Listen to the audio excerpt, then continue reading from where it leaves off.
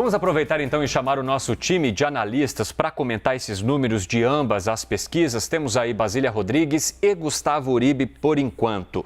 Bem-vindos, meus amigos, é muito bom conversar com vocês. Algo que chama muita atenção ao compararmos as pesquisas é os números que são relacionados ao candidato à reeleição, o presidente Jair Bolsonaro, que oscila ali de 30% para 41% se compararmos a pesquisa IPEC com a Atlas Intel. De que forma que a gente tem que olhar esses números com manutenção de um número muito próximo de Lula em ambas as pesquisas, a exemplo do que aconteceu nas anteriores também. Começo contigo, Uribe.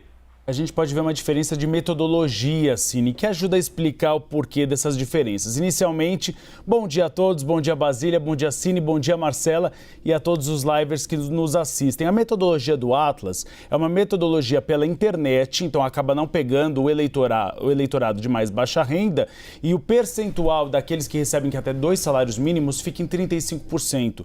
No IPEC é uma pesquisa presencial e o percentual de quem ganha até 2 salários mínimos é de cerca de 40%, 50%. Ou seja, você tem então uma contemplação maior daqueles eleitores que ganham menos e que têm, segundo as pesquisas, uma tendência a votarem no ex-presidente Luiz Inácio Lula da Silva, não necessariamente do presidente Jair Bolsonaro, mas são apenas diferenças de metodologia. O importante é a gente ver os pontos em comuns das duas pesquisas. Elas apontam, por exemplo, que Jair Bolsonaro surfa de braçada entre os evangélicos e tem uma adesão muito maior entre aqueles eleitores que recebem mais de 5 salários mínimos. Já Luiz Inácio Lula da Silva tem tido cada vez mais uma adesão entre aqueles que ganham menos de 5 salários mínimos e entre as mulheres, que representam a maioria do eleitorado brasileiro. É por isso que o petista está à frente em quase todos os levantamentos eleitorais, à frente de Jair Bolsonaro. Sobre a pesquisa IPEC, é interessante a gente perceber os movimentos. Houve poucas mudanças, oscilação positiva de Luiz Inácio Lula da Silva em 1 ponto percentual, oscilação negativa de Ciro Gomes em 1 ponto percentual. O que a gente pode apontar que são os locais de crescimento e oscilações, que isso é importante nessa reta final, para saber onde os candidatos estão indo melhor ou pior. O que a pesquisa mostra? Que Lula conseguiu crescer um pouco entre aqueles que recebem mais de 5 salários mínimos. É um eleitorado cativo de Jair Bolsonaro. Lula passou de 32 para 38. Aumentou também a diferença entre Lula e Bolsonaro em São Paulo, no Sudeste, na verdade, que é a região que concentra 43% do eleitorado nacional. Passou de 11 para 12 pontos percentuais. Bolsonaro tem oscilado mais entre aqueles eleitores que recebem menos de 5 salários mínimos. Claro, Lula ainda segue na frente, mas Bolsonaro tem aí ganhado alguns pontinhos. Provavelmente só valeu o Palácio Planalto por causa do Auxílio Brasil. O segundo pagamento saiu em setembro e agora nós temos um novo pagamento em outubro.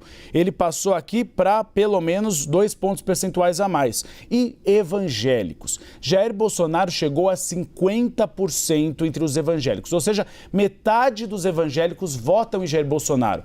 O PT está em um percentual de 20% a 30%, que é o que o PT costuma ter em todas as eleições. Não passa muito do patamar de 30%. Então, para o PT não tem sido tão ruim, é difícil, há esse teto neste eleitorado. Mas algo que me chamou muita atenção foi a rejeição.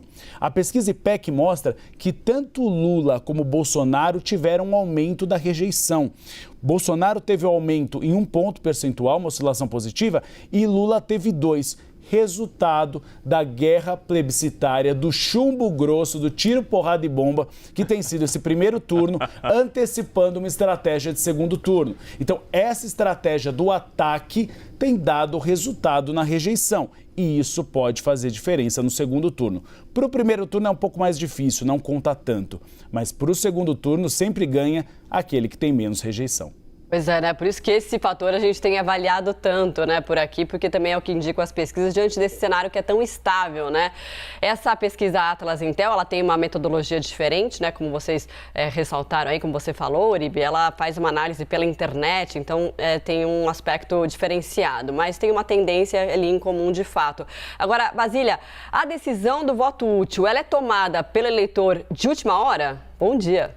Alguns eleitores sim, né? O Alexandre Borges que gosta de falar desse eleitor que decide na hora do amém, amém, né? Ali nos 45 do segundo tempo, né? Exatamente, né? Olha, os indecisos vão fazer muita diferença nesse veredito das urnas, né? Saber se essas eleições acabam agora, domingo, no primeiro turno, ou se vão ser postergadas mesmo, se o resultado ficará para o fim de outubro com o segundo turno. A gente observa por estes dados nada novo no horizonte. O ex-presidente Luiz Inácio Lula da Silva se coloca como favorito, mais uma vez, da intenção de votos dos brasileiros. Correndo atrás dele está o presidente Jair Bolsonaro, em segundo lugar nestas pesquisas. Até mesmo entre Atlas e IPEC, que adotam metodologias diferentes, a gente observa que está confirmado este cenário de polarização em que Lula está à frente de Bolsonaro, até mesmo mudando de metodologia, puxando aí por um levantamento que, diferentemente de outros, dá mais de 40% ao presidente Jair Bolsonaro. Mesmo com essa melhora no cenário para Bolsonaro, ainda assim ele está em segundo lugar nas pesquisas, independentemente da metodologia, né, de todas essas que a gente tem apresentado para vocês aqui na tela, no site da CNN Brasil. O voto dos indecisos vai ser crucial para a gente saber em que momento essa disputa vai acabar, por isso que muitos movimentos estão sendo feitos pelo voto dos mais velhos, dos idosos, dos mais jovens, aqueles que não são obrigados a votar. E aí eu chamo a atenção para um aspecto importante da internet.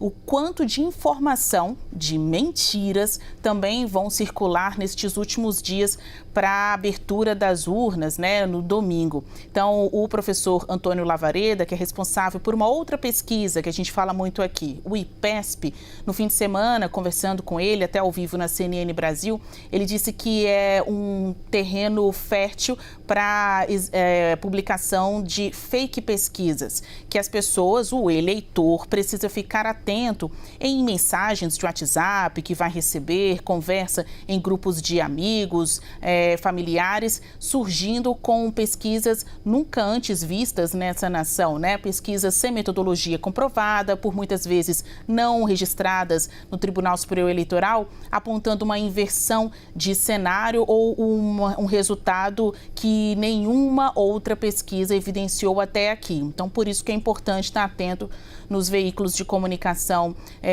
que são isentos e que trazem uma informação segura para o espectador, para o eleitor, e também aqui as nossas análises, as nossas reportagens, mostrando quem é de verdade e quem é de mentira nestas disputas aqui pelo controle dos dados, né? Para saber quem tem mais o que dizer na aferição das informações junto ao eleitorado. Vai ter pesquisa todos os dias, até mais do que uma, até o dia mesmo do primeiro turno, até o domingo. Algumas pesquisas são confiáveis, outras não. Por isso que a gente tem que observar aí o histórico destes institutos de pesquisa, buscar uma consolidação de dados, né? Ver para além da foto o filme, como que essas pesquisas performaram em outros momentos. Buscar uma coerência de informações. Todas essas pesquisas colocam Lula primeiro e Bolsonaro em segundo lugar.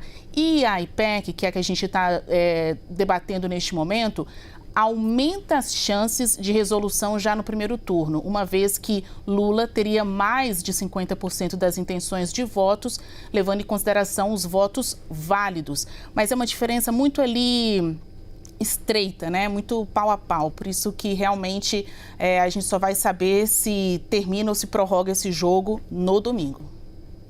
Muito bem, gente. Daqui a pouquinho a gente conversa mais. Temos muito o que falar ainda hoje.